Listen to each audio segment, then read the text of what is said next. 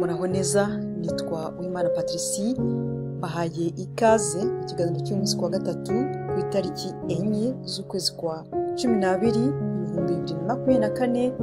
Turi mu kiganiro cyerekeranye n'ubworozi bw'ingurube, tukaba turi mu gice cyitwa ibibazo n'ibisubizo.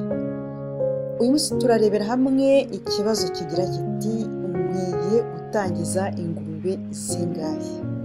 Ikibazo cyagiye kibazwa cyane cyane n'urubyiruko, nkaba ngiye kugerageza gusubiza, ariko nizeye ko namwe cyane cyane abantanze kwinjira muri uyu mwuga muzajya mungira inama mukandika muri commentaire ndamutse hari aho nibeshye. Muri rusange kugira ngo umuntu ashobore kumenya ingurube yatangiza, biterwa icya mbere n'ubushobozi afite. Ese niba wifuza gutangiza ingurube imwe, waba ufite ubushobozi bwo kubaka ikiraro cyayo?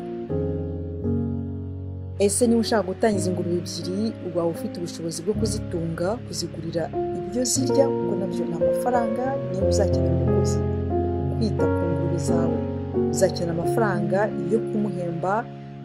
Muri makeya, amafaranga ufite cyangwa se yana amafaranga wifuza gushora muri uwo mushinga angana gute? Uzubaka ibiraro, uzagabura ingurube, zizavurwa, uzagira uzitaho, umushumba niwo utabonetse. Ibyo byose bizakenera yuko ukoresha amafaranga. Gusa ushobora gutangiza ingurube imwe, ingurube ebyiri, ingurube eshatu, ariko inama nakugira ni uko utatangiza ingurube zirenze 20, kuko zazakubana nyinshi. Urugero, uramutse uri mushya ugatangiza ingurube 20, wenda harimo amashashi nka 16, ukagira amahirwe akarindira rimwe, ukagira amahirwe akabyarira icyarimwe, ukagira amahirwe rimwe ikabyara nibura ibyana 10, 8, 10, ntabwo wabivamo kabisa. Byaba ari byinshi cyane, byazagutera ikibazo kinini. Ni byiza gutangiza ingurube nkeya, ingurube 5, ingurube 10, ugatangira noneho kugenda wiga ubuzima bwazo, imyororokere yazo, ibibazo umworozi w'ingurube agenda ahura nabyo, ukaganira n'abandi borozi, ukaganira na veterineri. Wamara noneho kumva rwose umushinga wawufashe mu biganza byawe, ukazongera.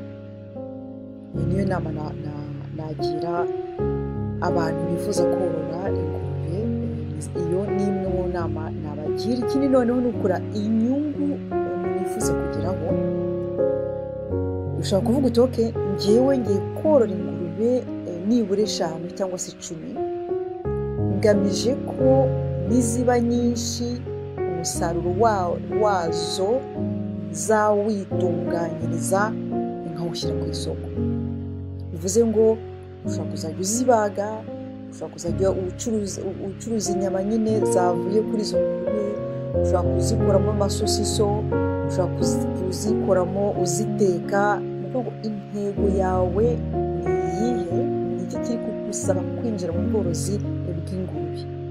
Ushobora kuvuga uti noneho ngiye korora ingurube nyinshi, noneho ngeza kuba wamaze no kureba isoko, nzigeza ku isoko wenda riri aha n'aha, nkaba nzi ko abazajya bazikenera bangana gukina gutya. Kubw'izo mpamvu nkaba natangiza ingurube 20 kugira ngo mpaze isoko. Kubw'izo mpamvu nkaba natangiza ingurube 5 kugira ngo mpaze isoko. Kuko niba utangije ingurube 10 ugatangiza ingurube 20 nta soko, zizakubana nyinshi, usanga utangiye kugira igihombo. Nabyo ni ukubitekerezaho, kuvuga ngo ingurube ngiye korora ndazorora kubera iki? Ingurube ngiye korora naba mfite abakiriya? Noneho ku kindi kibazo abifuza korora ingurube babaza, nagiye mbona bakunze kujya bambaza kenshi, barambaje bati ni ubuhe bwoko bw'ingurube natangiza? Sinatangiza inyarwanda ko arizo nziza, zihanganira ibibazo, zihanganira indwara, zihanganira ubushyuhe, zihanganira ubukonje? Ubishoboye wazitangira ko ukazorora neza, nazo biremewe. Inama nagira umuntu wifuza gutangiza inyarwanda, nabwo nta kibazo rwose yatangiza umushinga w'ingurube z'inyarwanda, noneho nyuma akazagenda avugurura icyororo, amaze kuzimenyera neza akagenda avugurura icyororo. Ushobora no gutangiza noneho ingurube z'inzungu, hari ubwoko bwinshi cyane, ariko niba ugiye gutangiza ingurube zigezweho, ingurube bakunda kuvuga ngo ingurube zitanga inyama, ni amoko menshi. Mu ngurube uzorora ntihazaburemo ingurube yitwa randarasi. Randarasi ni ingurube, muri ni ingurube y'indanwa ikomoka Danimarike, ariko mu Rwanda barazorora.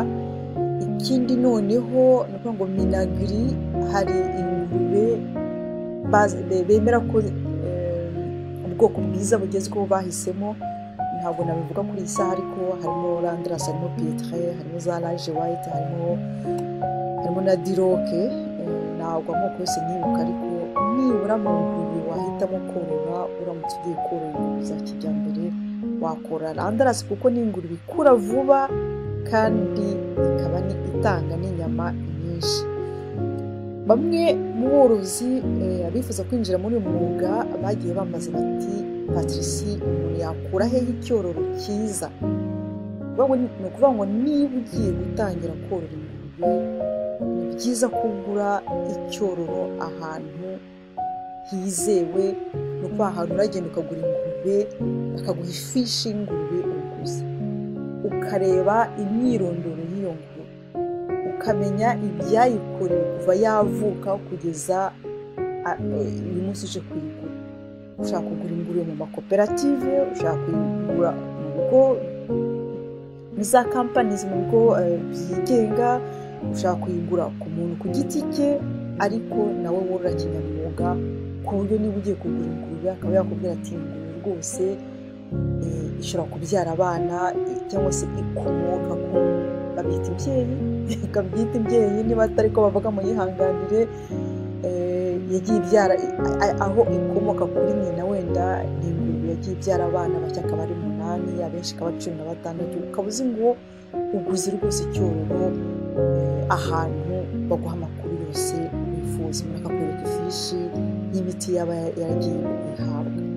Bivuze ngo rero uramutse ushatse korora ingurube, wagombye no kumenya ngo ese mfite ubutaka buhagije, nk'uko nabivuze mu kiganiro cya mbere, ukamenya ngo ingurube imwe ubundi yagombye kuba muri metero kare zingahe, ikiraro cyagombye kuba kingana metero kare 1.5, kugeza kuri metero kare 2, hashobora kujyamo ingurube imwe. Tugera no kurota niba noneho ngiye korora ingurube 5, ubwo ndakenera metero kare zingahe, niba ngiye korora ingurube 10, ndakenera metero kare zingahe. Ibyo mvuze ni bimwe umworozi cyangwa se wifuza kwinjira mu bworozi bw'ingurube yagombye kwitaho, nubwo hari byinshi bitandukanye, ariko ibyo byumva bihagije. Murakoze rero gukurikirana ikiganiro cy'uyu munsi ku wa gatatu, naho ubutaha mukomeze mugire ibihe byiza. Yari Uwimana Patricie.